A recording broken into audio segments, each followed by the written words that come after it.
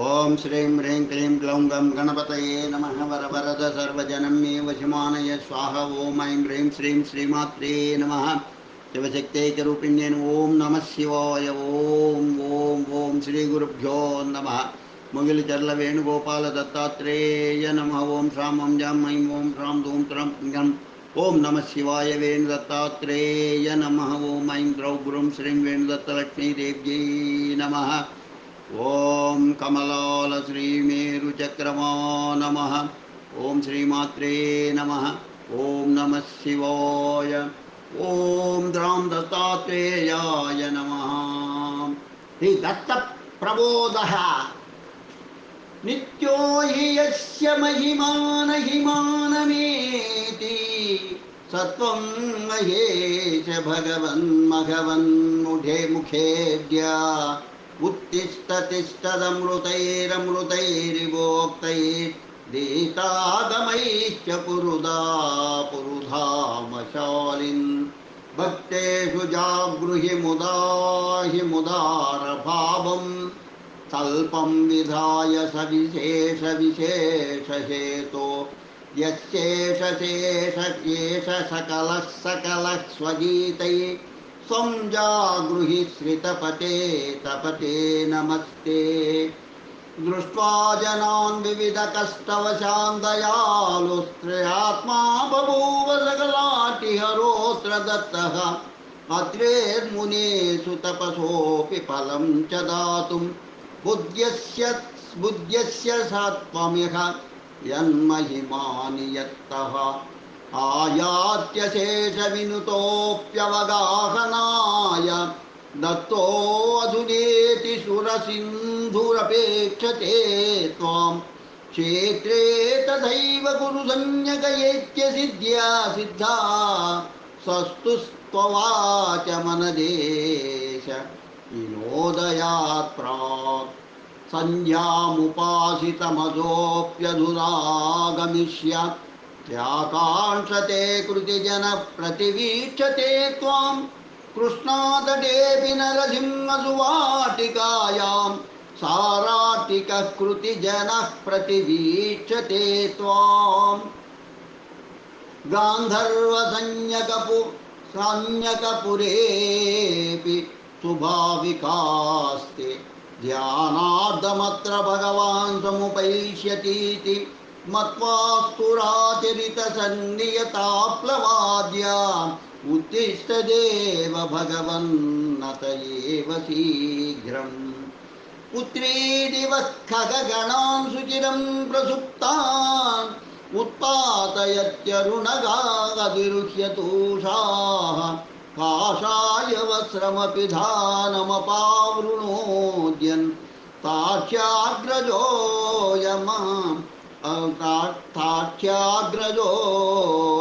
ताक्ष्याग्रजोऽयमवलोकय तं पुरस्तात् शाटीनिभाभ्रपटलानि तवेन्द्रकाष्ठा भागं यतीन्द्ररुरुदुर्गुरूडाग्रजोतः अस्माभिरीश विदितो युदितोऽयमेवं चन्द्रोऽपि ते मुखरुचिं चिरगां जहाति द्वारेऽर्जुनस्तव च तिष्ठति कार्तवीर्यः प्रह्लादयेष यदुरेष मदालसाजः त्वां द्रष्टुकामयितरे मुनयोऽपि चाकम् उत्तिष्ठ दर्शय निजं सुमुखं प्रसीद एवं प्रबुद्ध इव संस्तवनादभूत्समालां कमण्डलुमधोडमरुं त्रिशूलं चक्रं च शङ्खमुपरि स्वकरैर्दधानो नित्यं समामवतु भावितवासुदेवः इति श्रीवासुदेवानन्द सरस्वती विरचितं श्रीदत्तप्रबोधः सम्पूर्णम् ॐ द्रां दत्तात्रेयाय नमः ॐ द्रां दत्तात्रेयाय नमः ॐ द्रां दत्तात्रेयाय नमः श्री दत्तात्रेय पंजर स्तोत्रम् अस्य श्री दत्तात्रेय पंजर महामंत्रस्य शबर रूप महारुद्र ऋषिः अनुष्टुप् छन्दः श्री दत्तात्रेयो देवता आं बीजं ह्रीं शक्तिः क्रों कीलकं श्री दत्तात्रेय प्रसाद सिद्ध्यर्थे जपे विनियोगः द्रामित्यादि न्यासः कुर्यात् ध्यानम् व्याख्यामुद्रां करसरसिजे दक्षिणे सन्धदानो जानुन्यस्तापरकरसरोजातवेत्रोन्नतां सह ध्यानात् सुखपरवशादर्दमामीलिताक्षो दत्तात्रेयो भसितधवलः पातु नः कृत्तिवासाः अदमन्त्रः ओम नमो भगवते दत्तात्रेयाय महागंभीराय वैकुंठवासाय शंखचक्रगदा त्रिशूलधारिणे वेणुनादाय दुष्टसंहारकाय शिष्टपरिपालकाय नारायणास्त्रधारिणे चिद्रूपाय प्रज्ञान ब्रह्म महावाक्याय सकल कर्म निर्मिताय सच्चिदानंदाय सकल लोक संचारणाय सकल देवता वशीकरणाय सकल लोक वशीकरणाय सकल भोग वशीकरणाय लक्ष्मी ऐश्वर्य संपत्कराय महामातृपितृपुत्रादिरक्षणाय गुणोदक कलश पूजाय अष्टदल पद्मपीठाय बिंदु मध्ये लक्ष्मी निवासाय ओम ओम ओम ओम ओम ओम ओम ओम अष्टदल वंदनाय ह्रीं ह्रीं ह्रीं ह्रीं चतुष्कोण बंधनाय ह्रां ह्रां ह्रां ह्रां चतुर्द्वार वंदनाय ऋग्यजुस्सामाधर्वण प्रणव समेताय उदात्तानुदात्त स्वरित प्रवचनाय गायत्री सावित्री सरस्वती देवताय अवधूताश्रमाय आजपा गायत्री समेताय सकल संपत्कराय परमंत्र परतंत्र परतंत्रोच्चाटनाय आत्ममंत्र आत्मयंत्र आत्मतंत्र संरक्षणाय सदोदित सकलमत स्थापिताय सद्गुरु दत्तात्रेयाय हुं फट् स्वाहा इति श्री दत्तात्रेय पंजर स्तोत्रम संपूर्णम्। ओम ग्राम दत्तात्रेयाय नमः। श्री दत्तात्रेय वज्र कवच मज्जगरीशे नमः। ऋषयः ऊतुः कथं संकल्प सिद्धिः स्वाद्वेदौ व्यासकलौ युगे धर्मार्थ काम मोक्षाणां साधनं किमुदाहृतं व्यास उवाच शृण्वन्तु ऋषयः सर्वे शीघ्रं संकल्प साधनं सकृदुच्चारमात्रेण भोगमोक्षप्रदायकं गौरी शृङ्गे हिमवतः कल्पवृक्षोपशोभितं दीप्ते दिव्यमहारत्न हेममण्डपमध्यगं रत्नसिंहासनासीनं प्रसन्नं परमेश्वरं मन्दस्मितमुखाम्भोजं शङ्करं प्राह पार्वती। श्रीदेवी उवाच देवदेव महादेव लोकशङ्कर शङ्कर मन्त्रजालानि सर्वाणि यन्त्रजालानि कृत्स्नशः तन्त्रजालान्यनेकानि मया तत्त्वात्वतः श्रुतानि वै इन्द्राणीं द्रष्टुमिच्छामि विशेषेण महीतलम् इत्युदीरितमाकन्य पार्वत्या परमेश्वरः करेणामृज्य सन्तोषात् पार्वतीं प्रत्यभाषत मयेदानीं त्वया सार्धं वृषमारुह्य गम्यते इत्युक्ता वृषमारुह्य पार्वत्या सह शङ्करः ययौ भूमण्डलं द्रष्टुं गौर्याः चित्राणि दर्शयन् क्वचिद् विन्ध्याचलप्रान्ते महारण्ये सुदुर्गमे तत्र व्याहर्तुमायान्तं बेल्लं परशुधारिणं वद्यमानं महाव्याघ्रं नकदं श्राभिरावृतम् अतीव चित्रचारित्र्यं वज्रकाय समायुतम् अप्रयत्नमनायासमखिन्नं सुखमास्थितं पलायन्तं मृगं पश्चात् व्याघ्रो भीत्या पलायितः एतदाश्चर्यमालोक्य पार्वती प्राह शङ्करं श्रीपार्वत्युवाच किमाश्चर्यमग्रे शम्भो निरीक्ष्यताम् इत्युक्तः सततः शम्भुर्दृष्ट्वा प्राह पुराणवित् श्रीशङ्कर उवाच गौरि वक्ष्यामि ते चित्रमवाङ्मानसगोचरम् अदृष्टपूर्वमस्माभिर्नास्ति किञ्चिन्न कुत्रचित् मया सम्यक् समासेन वक्ष्यते शृणु पार्वती अयं दूरश्रवा नाम भिल्लः परमधार्मिकः समित्कुशप्रसूनानि कन्दमूलफलादिकं प्रत्यगं विपिनं गत्वा समादाय प्रयासतः प्रिये पूर्वं मुनीन्द्रेभ्यः प्रयच्छति न वाञ्छति तेऽपि तस्मिन्नपि दयां कुर्वते सर्वमौनिनः दलादनो महायोगी वसन्नेव निजाश्रमे कदाचिदस्मरत् सिद्धं तत्दत्तात्रेयदिगम्बरं दत्तात्रेयस्मर्तुगामी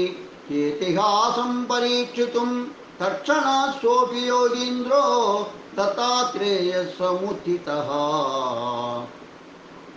तं दृष्ट्वाश्चर्यतोषाभ्यां दलादनमहामुनिः सम्पूज्याग्रे निषीदन्तं दत्तात्रेयमुवाच तं मयोपहुतः सम्प्राप्तो दत्तात्रेय महामुने मत्तुगामी समीत्येतत् किं वदन्तीं परीक्षितुं मयाद्य संस्कृतोऽसि त्वमपराधं क्षमस्व मे दत्तात्रेयो मुनिं प्राह मम प्रकृतिरीदृशी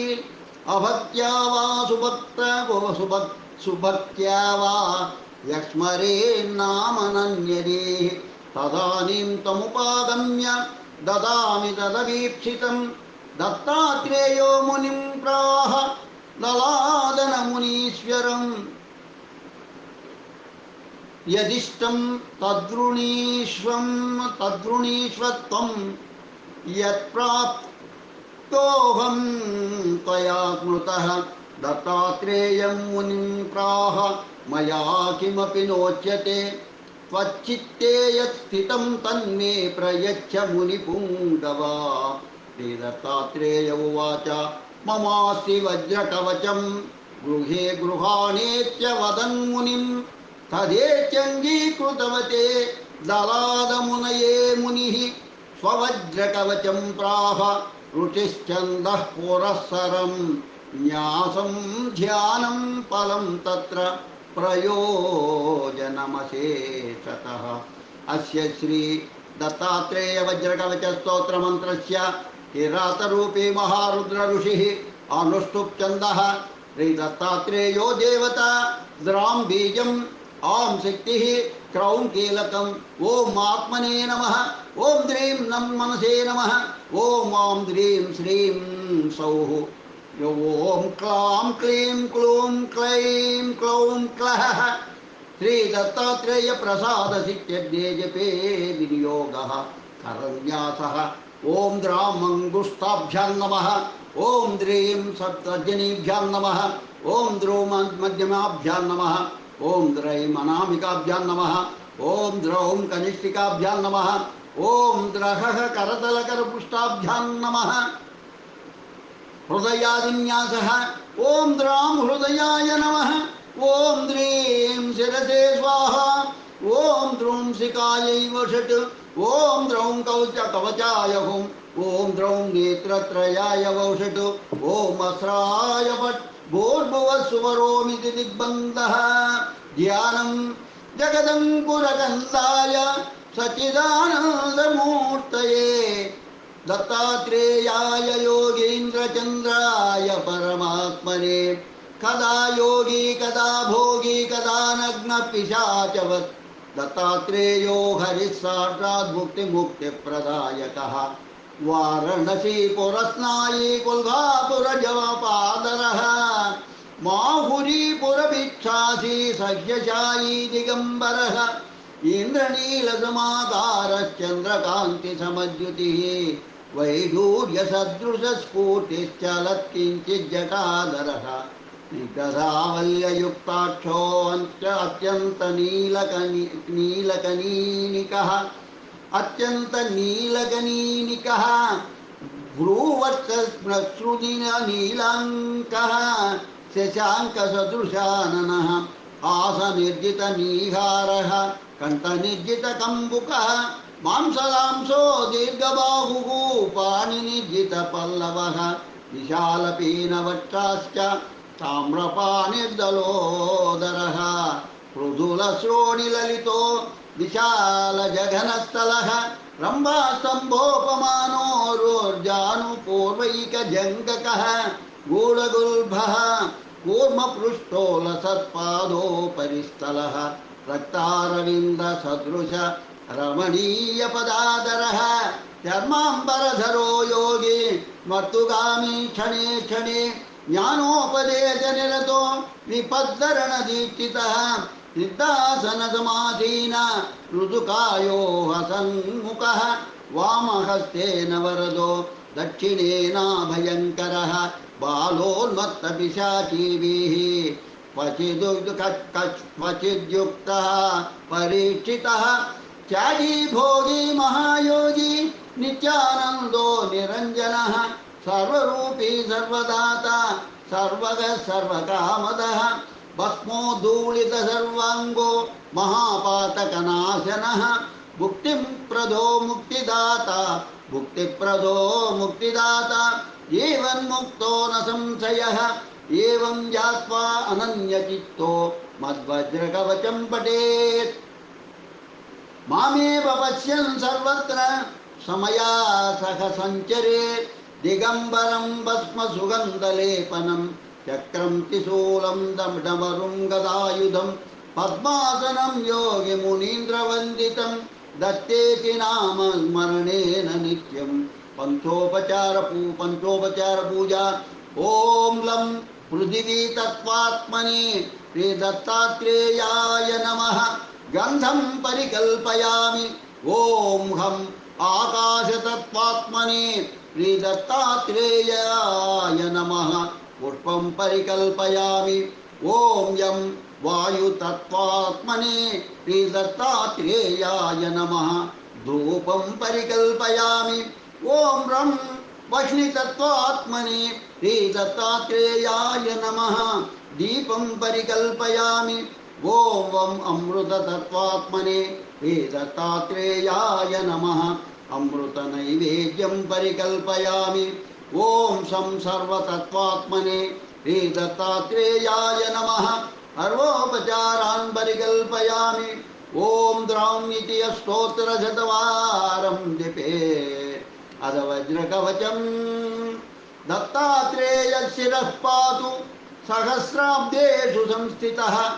हालं पात्वा नसूयेयश्चन्द्रमण्डलमज्जगः ऊर्ध्वं मनोमयः पातु हंस्थं विरलपद्मभूः ज्योतिरूपोऽक्षिणी पातु पातु शब्दात्मकश्रुतिः नासिकां पातु गन्धात्मा मुखं पातु रसात्मकः जिह्वां वेदात्मकः पातु दन्तोष्ठौ पातु धार्मिकः कपोलावत्रिभू पातु पात्वशेषं ममात्मवित् त्वरात्मा षोडशाराब्जस्थितः स्वात्मा अवताद्गलम्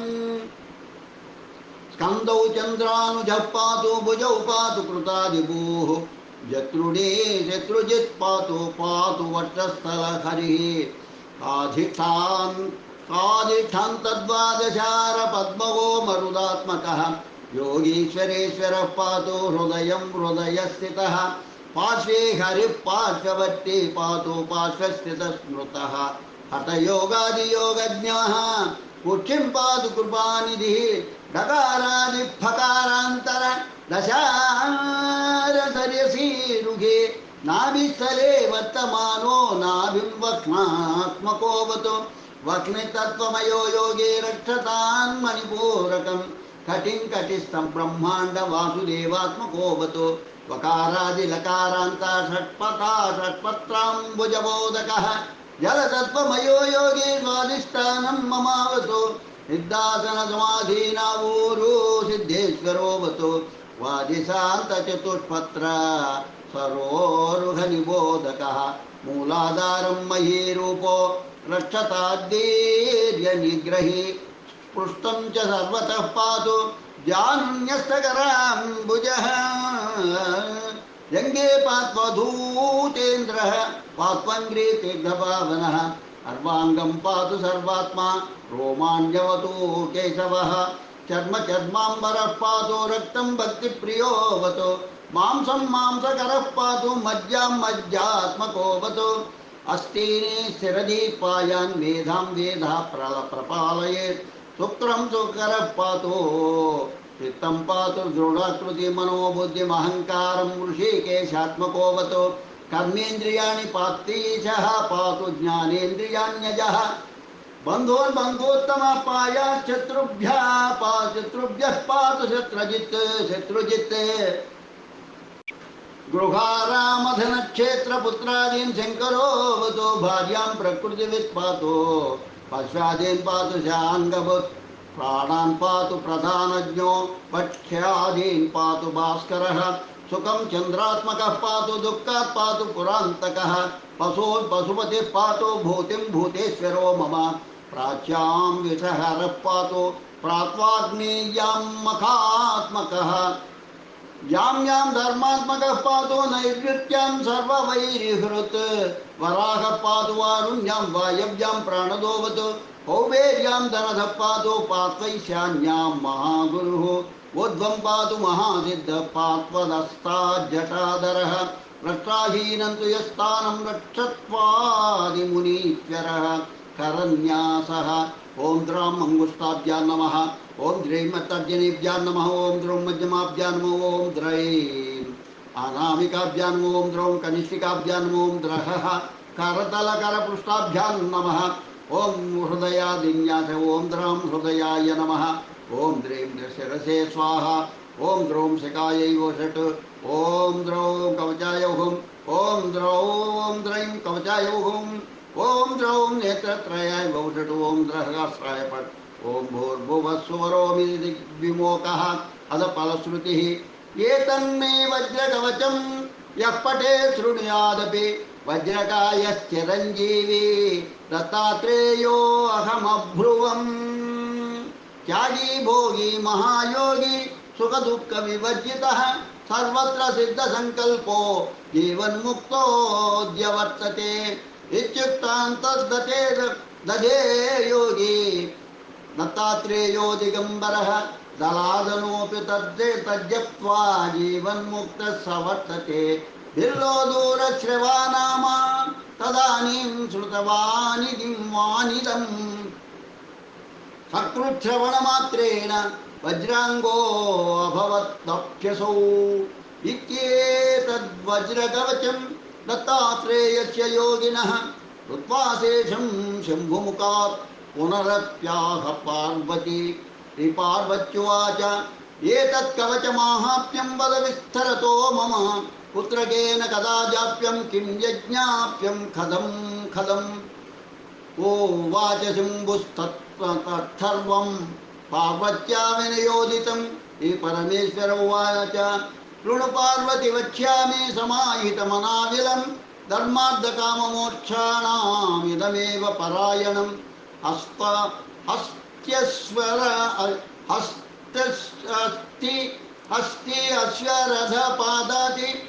अश्वरथपादाति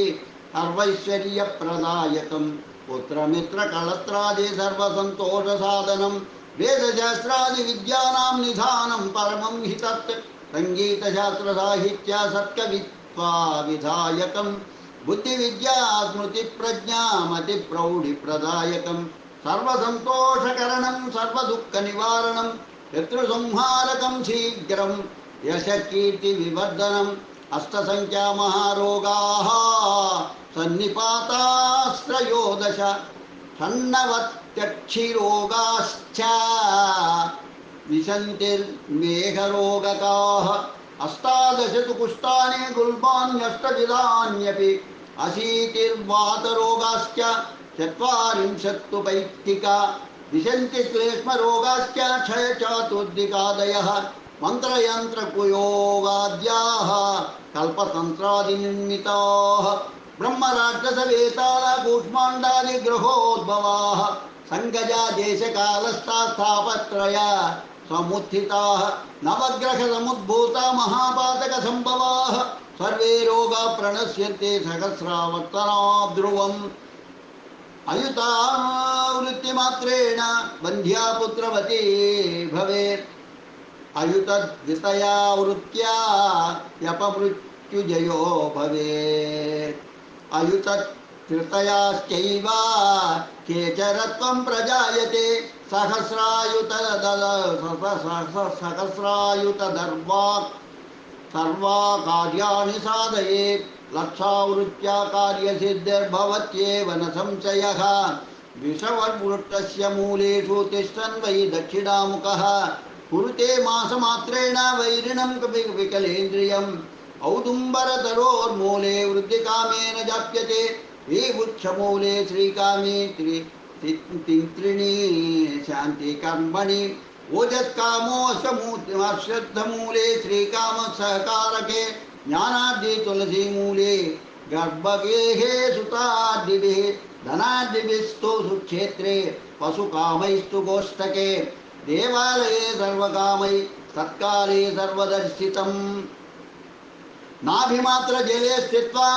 भानुमालोक्य यो जपेत् युद्धे वा शास्त्रवादे वा सहस्रेण जयो भवेत् कंठमात्रे जले स्थित्वा यो रात्रौ कवचं पठेत् ज्वरापस्मारकुष्ठादि तापज्वरनिवारणं यत्र यच्छात् स्थिरं यद्यत् प्रसन्नं तन्निवर्तते तेन तत्र हि जप्तव्यं ततश्चिद्धिर्भवेत् ध्रुवम् इत्युक्तवान् शिवो गौर्यै रहस्यं परमं शुभं यः पठेत् वज्रकवचं दत्तात्रेयशुभो भवेत् एवं शिवेन कथितं हिमवत्सुतायै प्रोक्तं दलादमुनये त्रिसुतेन पूर्वं यः कोऽपि वज्रकवचं पठति ह्य लोके दत्तोपमश्चरति योगिवरस्थिरायुः इति श्रीरुद्रयामले हिमवत्कण्ठे श्री उमामहेश्वर संवादे श्रीदत्तात्रेय वज्रकवचस्तोत्रं सम्पूर्णं लोका समस्ता सुखिनो भवन्तु लोका समस्ता सुखिनो भवन्तु लोका समस्ता सुखिनो भवन्तु। ओम शांति शांति शांति स्वस्ति।